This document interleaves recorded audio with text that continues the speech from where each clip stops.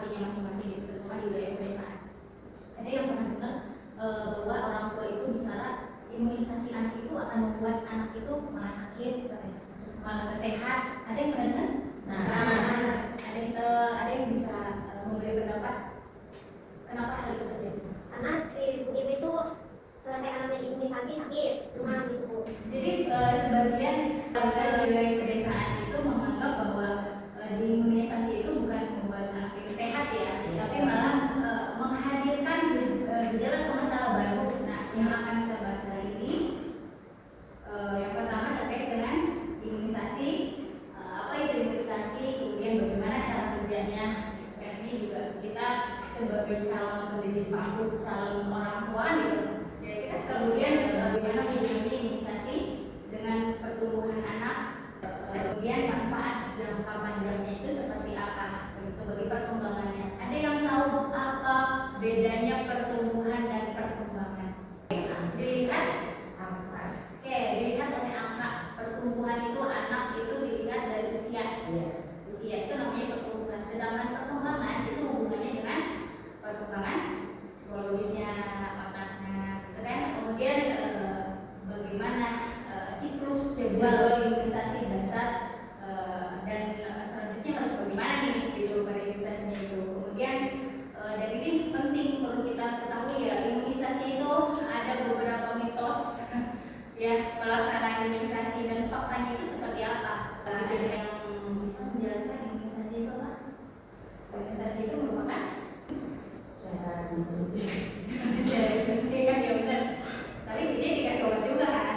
Vitamin. Oke, imunisasi itu kan merupakan satu proses ya. Proses seseorang itu menjadi kebal gitu kan. Kalau misalnya orang bahwa setelah imunisasi itu sakit, tapi itu memang masih ada sampai saat ini itu masih ada orang tua yang dengan paradigma demikian itu masih ada. Menjadi kebal atau terlindungi juga dari penyakit yang menular. Penyakit menular itu kayak apa? Kalau anak itu kan datangnya dari virus ya, virus gitu. Kemudian yang ini biasanya vaksin juga merangsang sistem kekebalan tubuh ya, untuk apa? Memberikan perlindungan dalam jangka panjang. Atau mungkin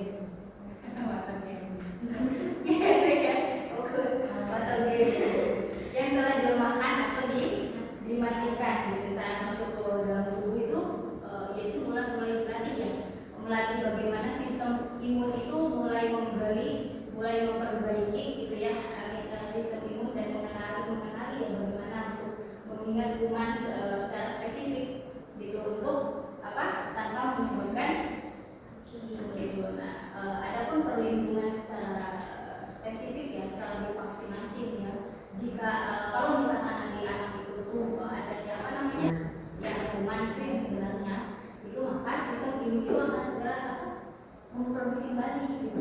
Dia membunuh kuman-kuman jahat gitu kalau kita bilangnya gitu, produksi antibodinya itu untuk melawan dia. Efek sampingnya mulai sedikit lemah itu untuk kalau kita dengan adaptasi ya, adaptasi kuman terhadap antibodi pada anak. Vaksin yang harus disampaikan atau dilakukan terhadap anak di usia 3 bulan, usia 4 bulan sampai dengan usia 2 tahun. Kalau campak itu vaksinnya diberikan pada usia apa? Usia 12. Ya? 9 bulan. 9 bulan ya, 9 bulan melahirkan, bukan di dalam kandungan ya. Bagaimana kaitannya imunisasi dengan pertumbuhan? Kan anak itu, anak sehat itu adalah anak yang tumbuh dengan optimal. Nah, makanya salah satu manfaat peran imunisasi juga sebagai obat juga pencegah stunting ya, karena masih berparadigma dengan demikian. Karena stunting itu sebetulnya bukan berarti semata-mata anak itu lahir kemudian tidak tumbuh gitu ya, tapi ada penyakit yang memang itu berulang dan berkelanjutan gitu. Anak itu kan di usia 0 sampai 5 tahun, 6 tahun itu pasti selalu sakit biasanya. Kalau mulai demam, batuk pilek, gitu. Kalau misalkan berulang itu tidak divaksinasi, maka itu akan menjadi penyakit yang berulang dan berkelanjutan yang akhirnya mengakibatkan stunting. Ini ada relevansinya ya, relevansinya antara infeksi, nutrisi dan imunisasi. Ada yang mau membacakan terkait ini?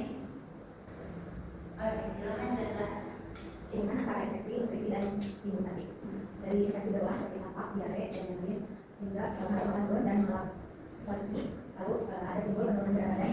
Oke, jadi imunisasi itu sebagai pencegahan daripada DNS nutrisi yang disebabkan oleh respon inflamasi. Buat makan ya, makan ada yang tahu anak yang sering sakit itu kan cenderung dia menjadi lemah. Itu disebabkan oleh tidak adanya vaksinasi yang tidak berkelanjutan, tidak sesuai dengan bagaimana hubungannya imunisasi dan perkembangan otak. Tadi kita sudah bahas terkait dengan hubungan gejala pada anak di usia 1 tahun itu terlihat pada spesies di usia 1 tahun masih. Vaksinasi ini juga mencegah infeksi berat yang dapat memicu peradangan sistemik yang berkepanjangan, sangat berisiko dan mengganggu koneksi sinapsis pada otak anak yang sedang berkembang. Perlindungan penyakit melindungi anak dari penyakit yang berbahaya seperti apa? Di situ apa? Radang sabut otak, kemudian ada ensefalitis yang dapat menyebabkan kerusakan saraf yang permanen. Sudah terdapat penyakit yang berkepanjangan itu akan berpengaruh terhadap otak anak. Anak itu akan memiliki keterlambatan.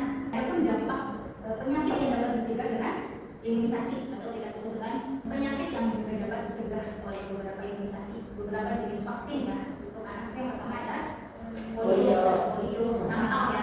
Yang terakhir adalah difteri. Polio itu akan berhubungan permanen pada tungkai dan dapat menyebabkan kematian jika otot pernapasan terinfeksi. Campak itu dapat memicu komplikasi yang berat ya, seperti radang otak, kemudian radang otak dan ada beberapa penyakit yang sering ada ya di beberapa anak. Yang pertama adalah TBC itu apa? Kemudian ada hepatitis B.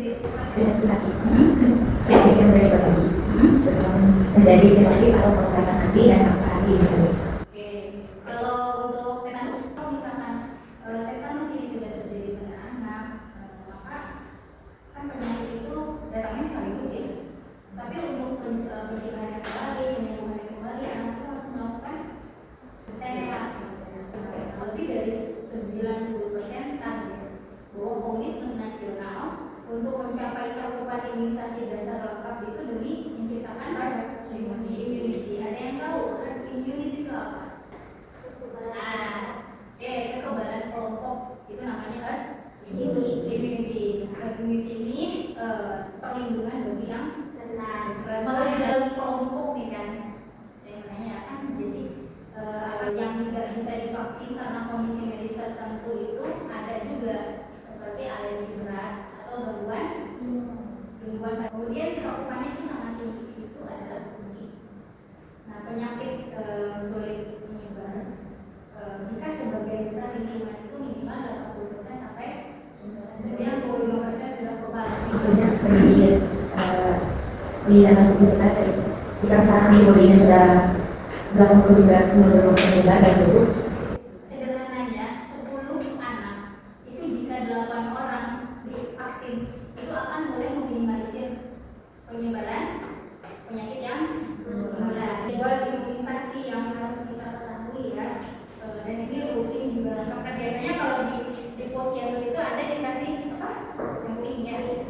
Ya, ya. Kalau perempuan itu yang pink ya. Kalau laki-laki itu biasanya warna biru. 0 sampai 11 bulan. Nah, waktu pelaksanaannya kapan? Di 0 sampai 9 bulan. Jenis-jenis imunisasinya itu ada hepatitis B, kemudian kemudian ada polio. Polio itu nggak hanya satu, ternyata vaksin polio itu ada tahap 1, 2, 3 sampai 4. Kemudian ada rotavirus dan yang terakhir adalah campak rubella.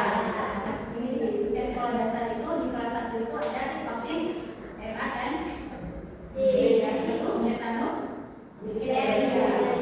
Kelas 5 dan 6 itu biasanya ini untuk vaksin perempuan. Itu di HPV pencegah kanker serviks. Sebetulnya divaksin atau tidak itu terlihat pada usia dewasa. Kipilu keamanan vaksin dan kejadian ikutan pasca imunisasi itu melewati tahap uji klinis dan berlapis dan